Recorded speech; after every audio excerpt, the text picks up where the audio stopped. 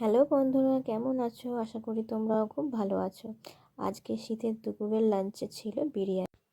তাই সকাল থেকে বিরিয়ানি তোড়জোড় চলছিল। অ্যাকচুয়ালি আমি বিরিয়ানি পারি না, তাই আমি সকাল থেকে রেডি হয়ে বেরিয়ে পড়েছিলাম মাসির বাড়ি।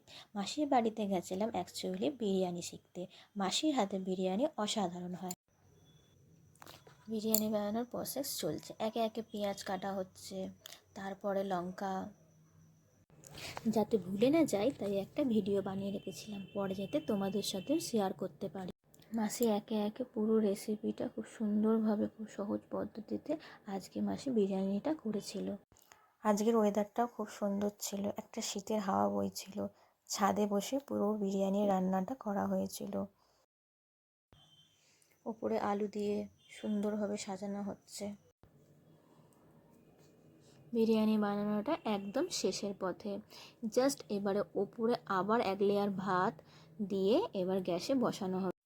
বিরিয়ানি বানানোটা শুরু থেকে শেষ অবধি দেখলাম, কিন্তু এবার তো আমাকেও ট্রাই করতে হবে।